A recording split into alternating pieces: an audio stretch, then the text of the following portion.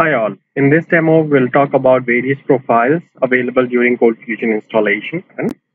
So we all know that Adobe announced ColdFusion 11 on 29th of April 2014. Most of you have already installed ColdFusion 11 on your servers by now. Let me take you through a quick installation process. Uh, let's have a look at what has changed in the installation process, what all options have been added, and so on. So just launch the installer and it's loading on yes.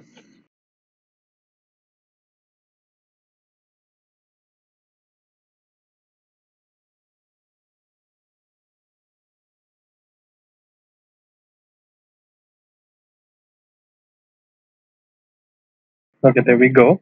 Now this is the first screen that gives a brief description about the installer. So let me click on next. Then this is the end user license agreement. Let me just quickly go through it. Let me click on next. Now if you have a license key, enter it here. Based on standard or enterprise edition, the components would be installed after your ColdFusion is installed. However, I'll proceed with a 30-day trial from here. Now this option still remains the same as ColdFusion 10. If I wish to deploy it on another application server, then I'll select the J2EE configuration. I'll select the server configuration as per my requirement. I hit next. These are the three profiles introduced in ColdFusion 11. So there are three options available: developer profile, production profile, and production profile plus secure profile. Now production and production plus secure profile are more or less related, and we'll discuss them in the next video demo.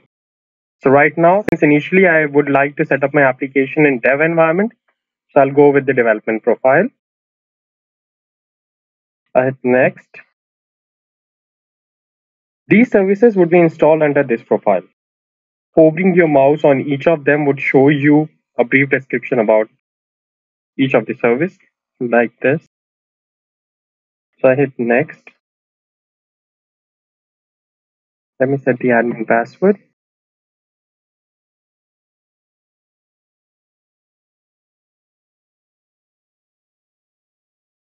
Go on to the next screen. Now, in case I have the PDFG and Solar services available on a remote machine and non or this on machine, I'll choose this option and specify the IP. Since I have the PDFG services installed on this machine, I'll skip this part. I hit next. Right, this screen shows the default directory for ColdFusion installation. I'll go with what is set as default. Now this is the section where most of the users are not sure what to select. For development, we can go with either of them. If I don't have any site currently configured with any previous version of ColdFusion, then I can go with the configure my web server option.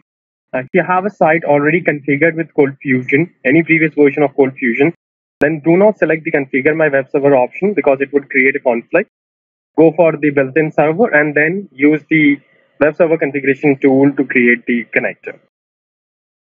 Currently, I have no sites configured with any version of ColdFusion. I'll go with configure my web server. And it's going to list all the available web servers and the available sites within them. So since I have IIS on this machine, if I select configure specific IIS website, it shows me IIS configured on this machine. I don't want it with all. I'll go with default website.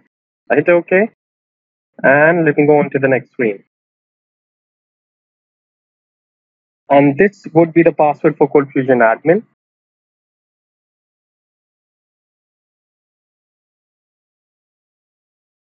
Since I chose it as a development profile, RDS would be enabled. I need to set a password for RDS as well. Yes, I would like ColdFusion to automatically check for updates, so I'll choose yes. Now this screen shows the summary of installation. So I'm okay with it. I hit install.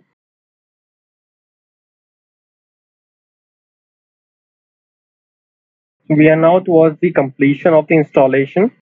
It's creating the necessary services, and lastly, it would create the connector. starting the Windows services now. ColdFusion 11 application server, ODBC servers, all the services would be started right now. And now it's creating the web server connectors as well. Right, so we're done with the installation. Now it will take me to the first screen of ColdFusion admin. I hit done. Now in the meantime, let's have a look at my default website in IIS.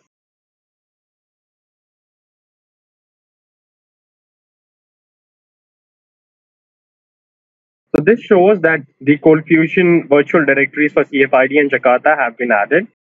Let's confirm about the handlers as well for ColdFusion. And they are there. So this confirms that ColdFusion connector is created successfully. Now let's go to ColdFusion admin. It's waiting for me to enter the ColdFusion administrator password. So I'll just set that up. Now since I have ColdFusion 9 and ColdFusion 10 on this machine as well, so it would prompt me to migrate the settings from the previous versions. I'll skip them because I don't need the settings to be migrated. Yes, I'm sure about it. And it would take me to ColdFusion admin now. Once I hit OK, yay! So ColdFusion 11 is installed with the developer profile and connected with IIS. So thanks for watching this video. In my next video, I'll discuss about the production profile and the production secure profile. If you have any doubts or questions, please post your queries in the comments and I'll take care of them. Thanks again for watching my video.